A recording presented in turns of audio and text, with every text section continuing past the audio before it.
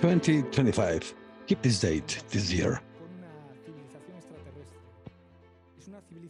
We contact with an extraterrestrial civilization. It is an advanced civilization, and they want to know about our technologies. International agencies get together and speak about one of our aspects, microcurrents. So in this case, the best person to talk about this is Fabiola Molina. Fabiola Molina works as a therapist. I will introduce her again. She's a physiotherapist, and she's master in neuroscience, and she is a mother. She's 2 M's. She has 2 sons and a beautiful 5-month-old doggy.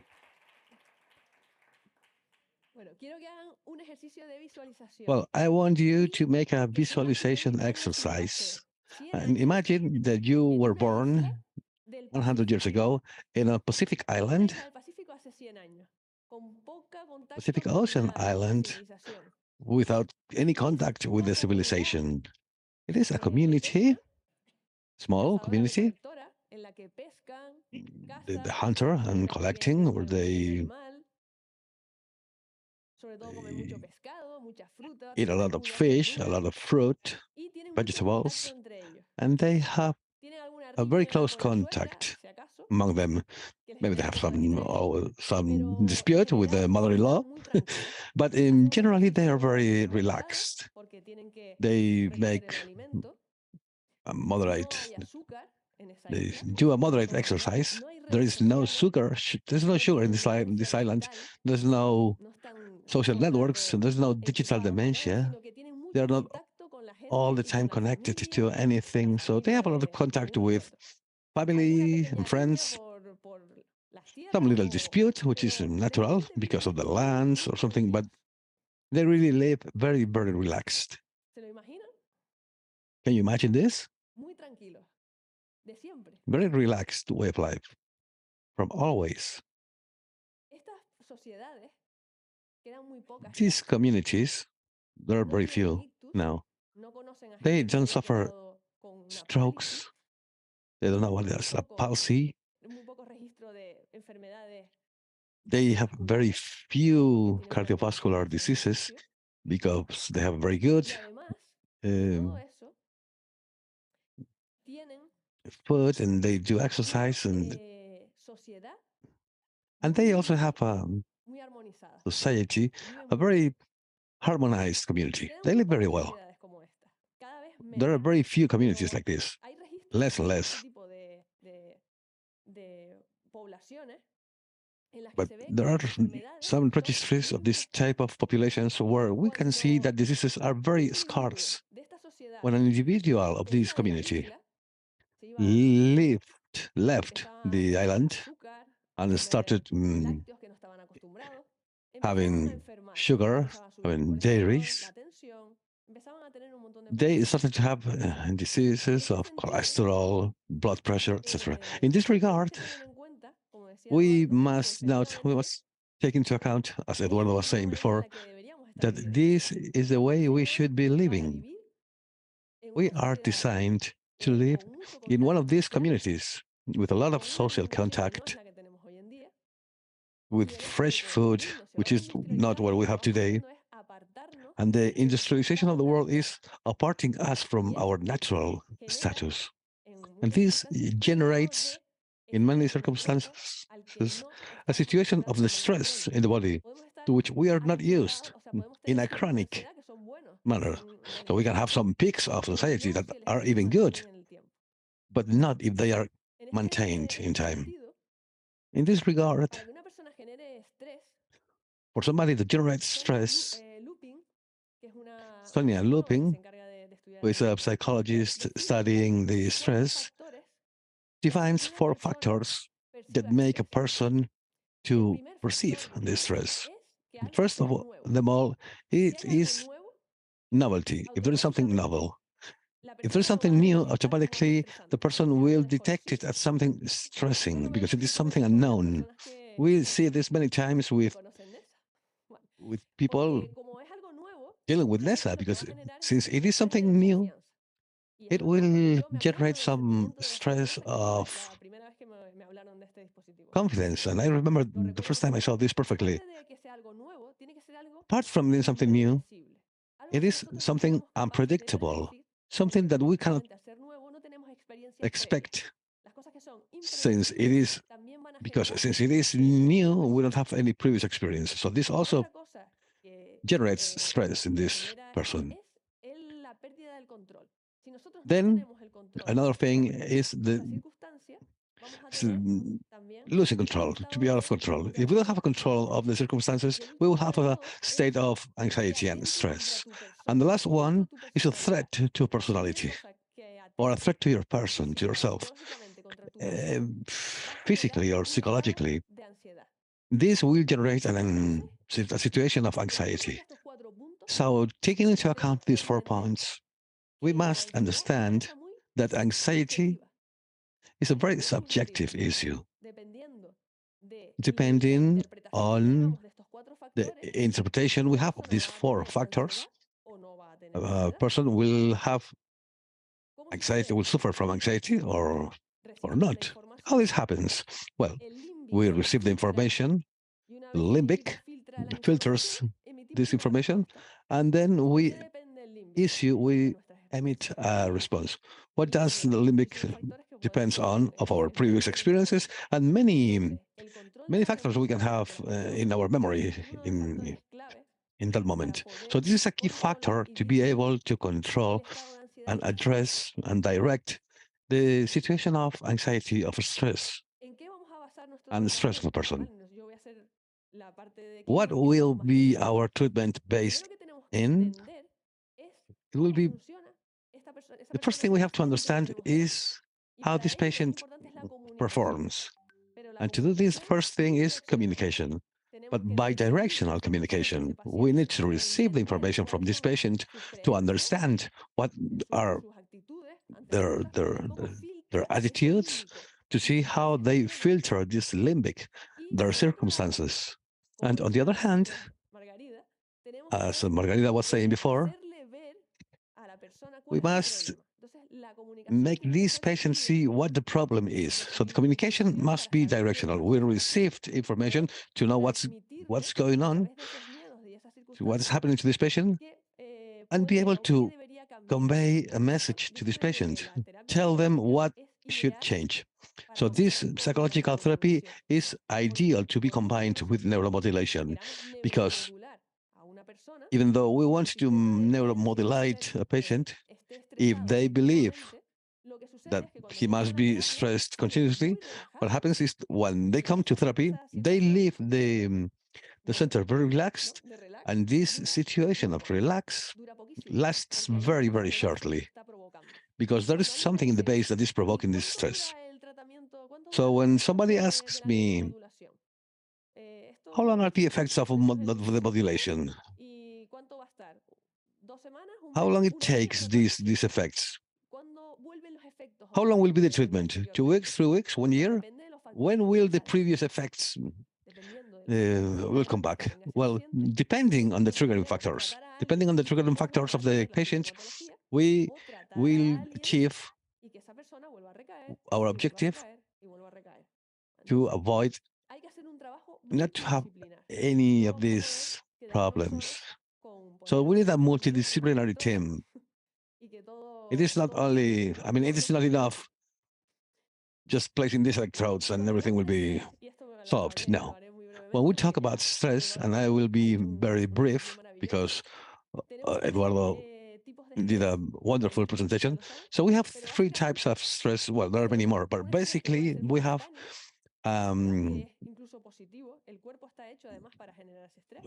the stress of a peak of stress, which can even be good.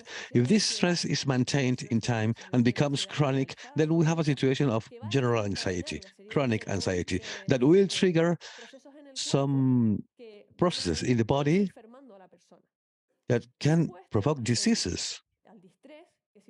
And then we have distress. You know, this is a physical situation of the stress.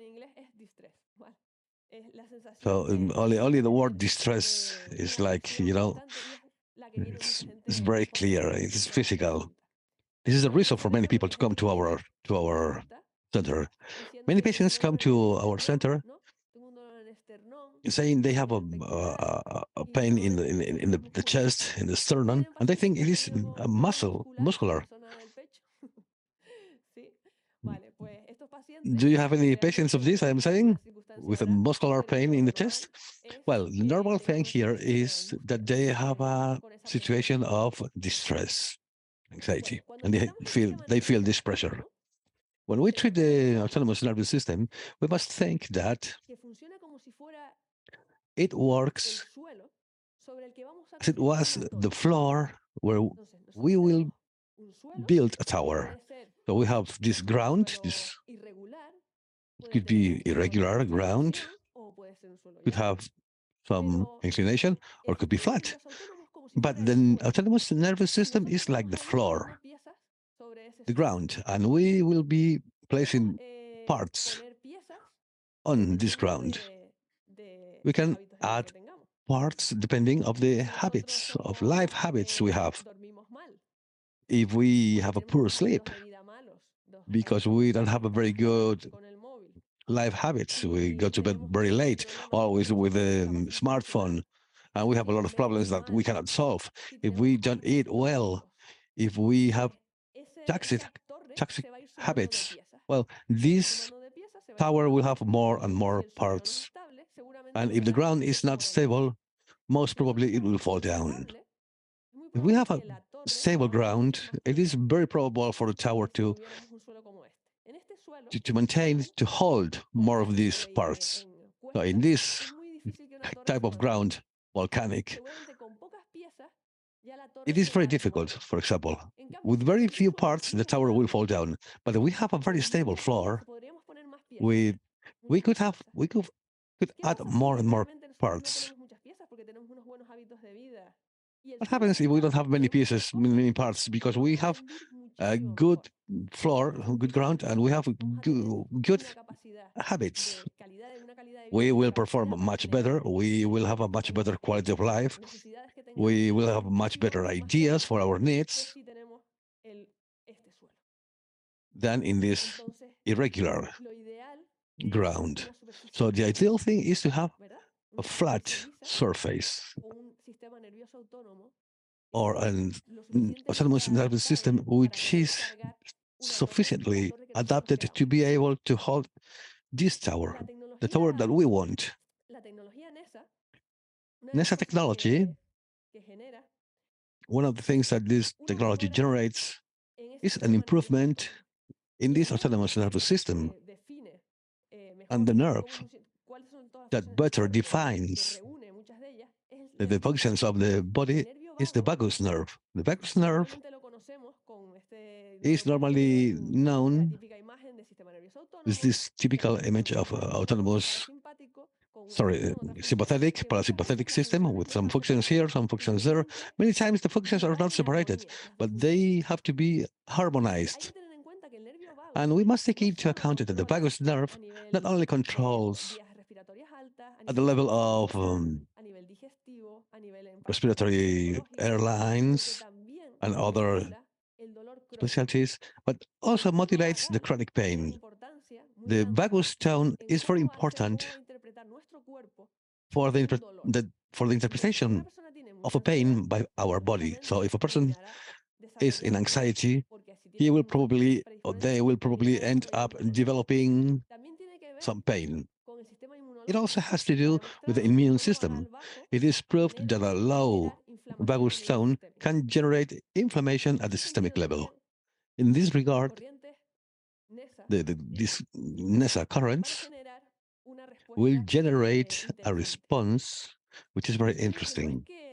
I always say that it is not that the sympathetic system needs to go down for the parasympathetic to go up, but what we want is that both systems are as balanced as possible.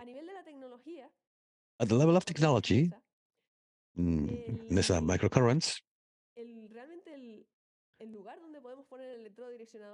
really the place where we can have the electrode is all the path of this vagus nerve. And it is curious, funny, because we have many patients with chronic pain that they come to our center. They could have any tisular reason. There could be some inflammation in the area, or could be some explanation, some tisular explanation to this problem. But when we start treatment with this technology at the local level, in many occasions we don't have any outcome. Pain sometimes is very difficult to treat. Sometimes it's corticalized, it is supracortical, as Eduardo was saying before. But treating this vagus nerve will generate a state of, a basal nervous system which is stable. It's like flattening the way, the path. And the parts we are going to have in this tower will be much better held. Probably some of them will be difficult. These parts, some of these parts cannot be taken out, But we can make things easier for the patient. And make life easier for the patient. The fact of having available this technology is a progress in itself, but the greatest advance is technology to reach everybody. Thank you very much.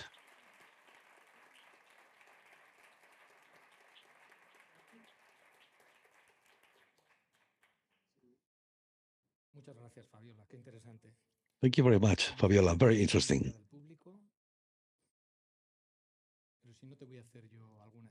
Okay, I will go with the first question now. When you talk about this, you talk about, you set the treatment for a patient. What would you focus on first? We have talked about sleep. Would you go first? Would you deal first with sleep or with stress? Well, the thing is that when you treat a patient with a sleep disorder and you have a good anamnesis in a very high percentage, the origin of this issue, of this problem, is having had a period of stress, an important period of stress in that moment. So it is funny, the fact that in some patients, it is very easy to treat this sleep disorder, because treating anxiety, the sleep disorder disappears.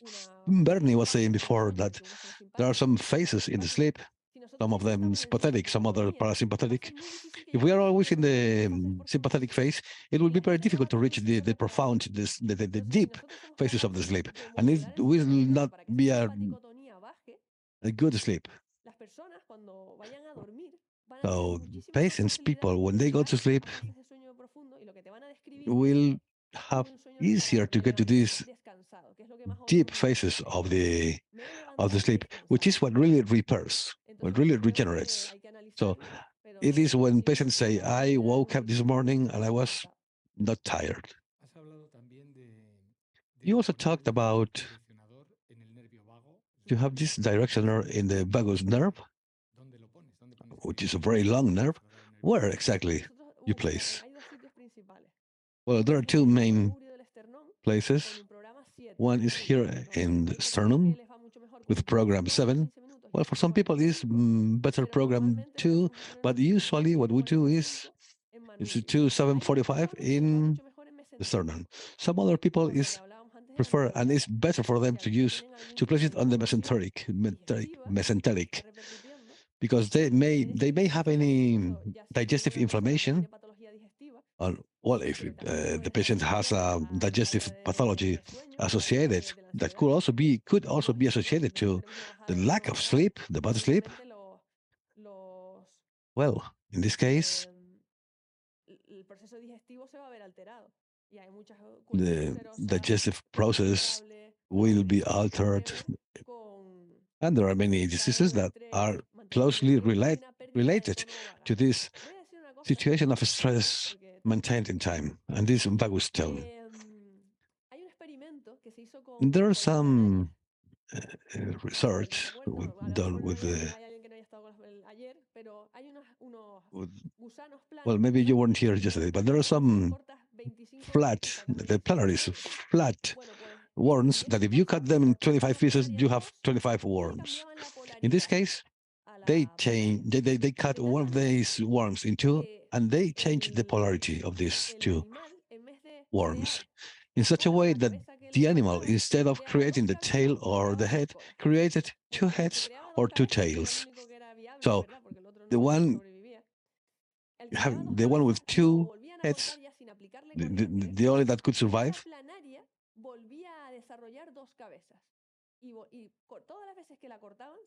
I mean, this could generate another two heads, and again, and again, and again. This is because the polarity has memory. I mean, the bioelectric state of this animal, and it is being studied in much more simple animals. I mean, they have a memory. So when we have an alteration in our state because of the emotions, whatever, the body can keep this memory. These worms, when they were changed again, the polarity, they generated again a head and a tail. But if this polarity was not changed, this memory remains there and would always create two heads. Yeah, this is very interesting read, yeah.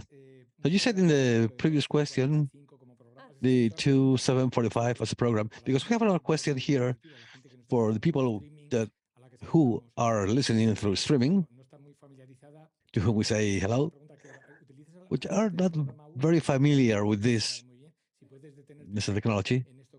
So could you please elaborate a bit on this that you said about 2745? Yes, when we detect that the patient is in anxiety, and I tell you that it is 95% of the cases, we start treating with the program 1, half an hour, 7, 8, to have a very global approach, because this global approach allows us to do a screening where the patient, since program first starts improving, it has more to do with a psychosomatic issue than with a local issue.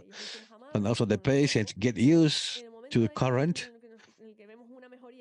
I mean, in the moment we see an improvement from the first session, we will remain in central. We will not go anywhere else. But in people with anxiety, after these central treatments, we also go to the sternum if the person has anxiety, because this is very easy to treat. Anxiety is very easy to treat. The senses, the feeling of distress decreases very quickly. We have some patients that not is the case, but in the vast majority of cases, it is a case. It is very easy to deal with. And if the patient improves, we leave it there, or we could go to a next objective. I would also like to comment to say that it is not good to treat different objectives at the same time. The ideal thing is go objective by objective, goal by goal, because we need to know what are we treating. And if we open, if we widen it very much, we will get lost in the treatment. We will not see results. So the communication with the patient is very important. The patient may come in pain and with anxiety, but you have to tell the patients, we will treat first anxiety and then pain. So the patient understands that treating this anxiety, they will improve.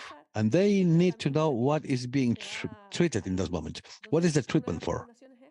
So one of the recommendations is goal by goal. Gracias, Fabiola.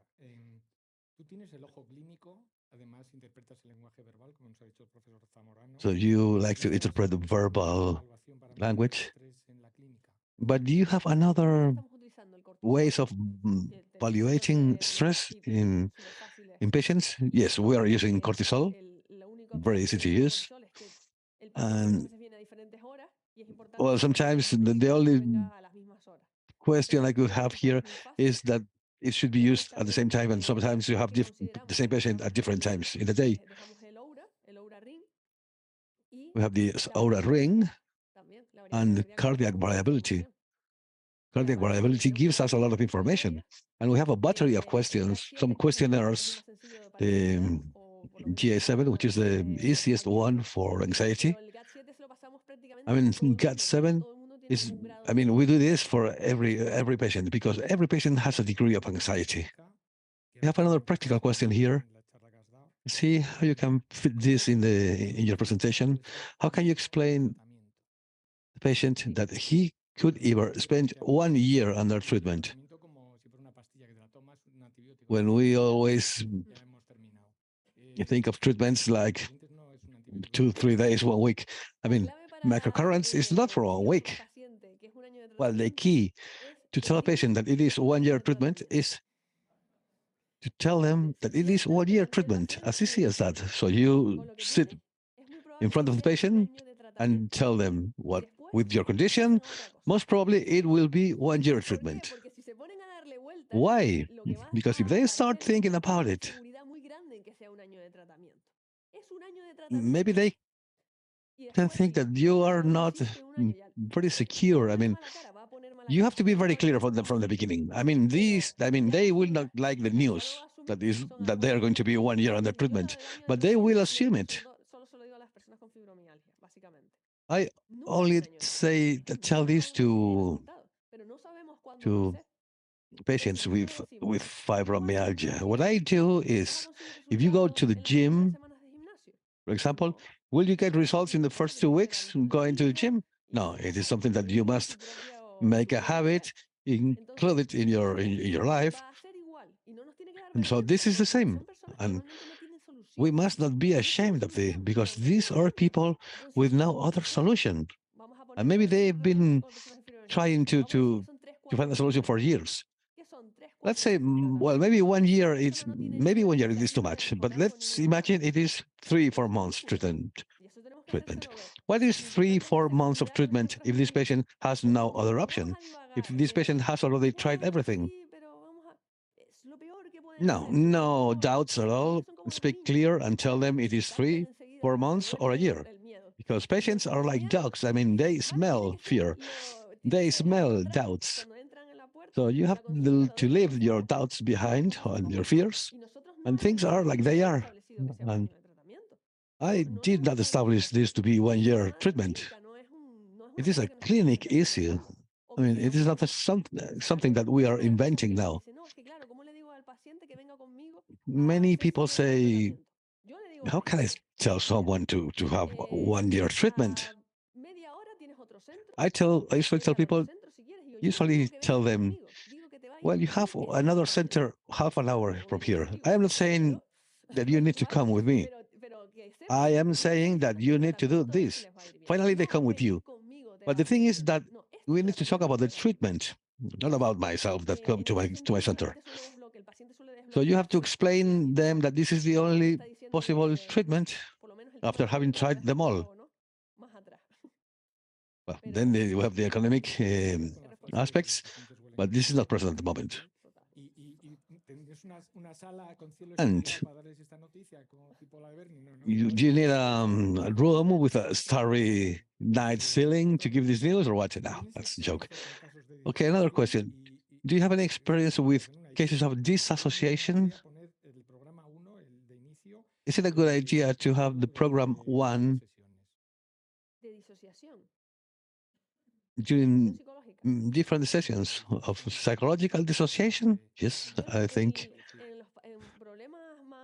Well, when dealing with issues with these psychiatric or psychological issues, the only program that I'm not very confident is program 8. Program 8 has a very beneficial effects, but for some patients with some instability, I mean, we do not control very well what to do. So in this case of patients, I would go for a program 1, program 2 to go to the prefrontal cortex, or even program 7.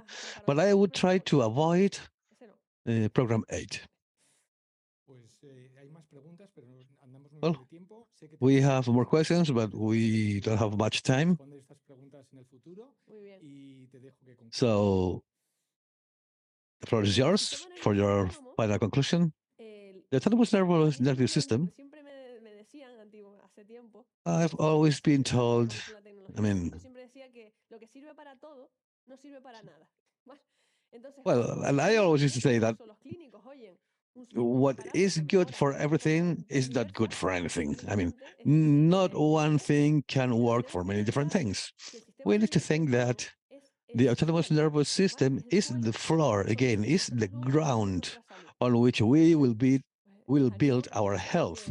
So I encourage you, and I hope to see you controlling the ground where we are building the health of our patients. Thank you very much.